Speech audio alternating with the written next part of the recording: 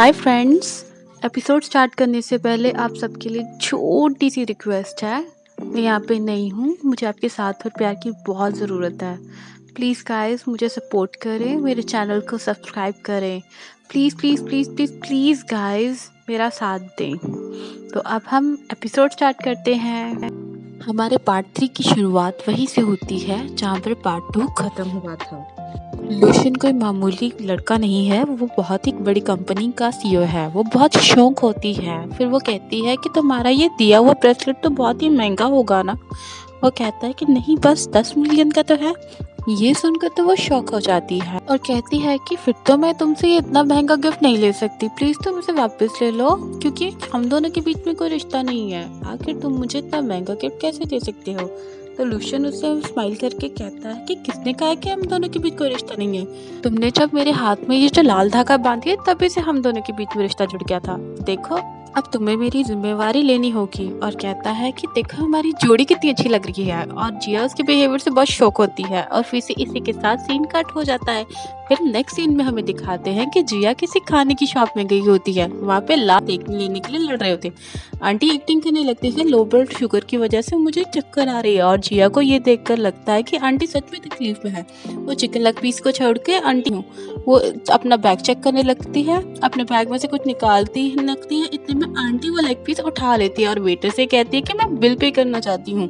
तो ये सुनकर जिया की नजर जाती है कि लेग पीस तो गायब हो गया। तो ग्रैंडमा कहती है कि नजर हट, लगता है इस ओल्ड लेडी की जिंदगी बहुत टफ है, इसलिए बचा रही है, एक एक पैसे को इकट्ठा कर रही है और बचा रही है। अब जिया वहाँ पे कहने लगती है कि ग्रैंडमा आप ये मत उठाएं, एक्चुअली मैंने इस स्टोर से बहुत सारी मिल्क टी खरीदी थी, तो मेरे पास बहुत सारे कूपन्स हैं और इसमें आपको एक्स्ट्रा पॉइंट्स भी मिलेंगे, चलो मैं आपको ये दे देती हूँ। तो ग्रैंडमा उनसे कहती है कि लगता है तुम भी सेल्स पर लगी हुई चीज़ें खरीदती हो, लगता है तुम भी आधे पैसे बचाकर खुद के लिए जमा कर रही हो ना पैसे।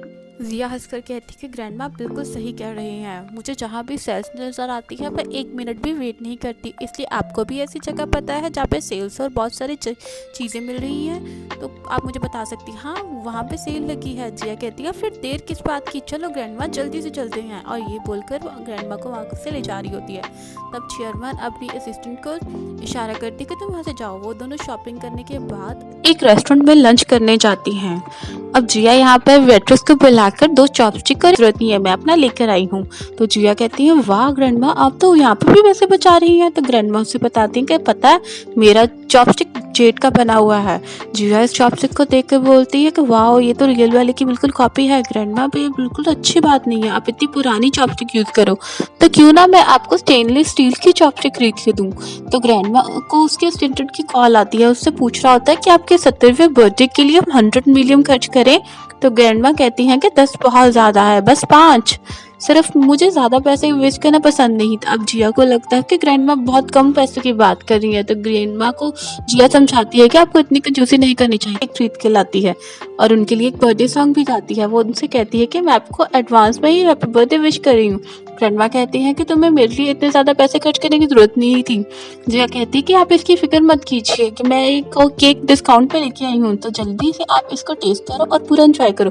अब तभी यहाँ पर जिया की कॉलेज क्लासमेट भी आ जाती है और उसका मजाक उड़ाने लगती है। उससे कहने लगती है कि जिया तुम तो बिल्कुल नहीं बदली, आज भी तुम अपनी लाइफ अपने हस्बैंड के साथ लू ग्रुप के कंपनी के चेयरमैन की बर्थडे पार्टी में जाने वाली हूँ, तो बोलो तुम मेरे साथ चलोगी क्या। ग्रैंडमा कहती है कि जब तुम जिया को इनवाइट कर ही रही हो तो फिक्र मत करो, ये जरूर वहाँ पहुँच जाएगी। जिया की क्लासमेट वहाँ से चली जाती है और फिर जिया ग्रैंडमा से कहती है कि उसे हाँ मत करनी चाहिए थी आपको। ग्रैंडमा ने कहने लगी कि तुम लगता है तुमने ध्यान से नहीं सुना कि कल लू ग्रुप कंपनी के चेयरमैन की बर्थडे पार्टी है। तो जिया कहती है कि हाँ मैं आपका मतलब अच्छे से समझ गई, इसका मतलब है ये कि चेयरमैन की पार्टी है तो वहाँ पर बहुत अच्छा और बहुत सारा खाना होगा, और जहाँ पर मुझे फ्री का खाना मिलेगा मैं वो जगह कैसे छोड़ सकती हूँ।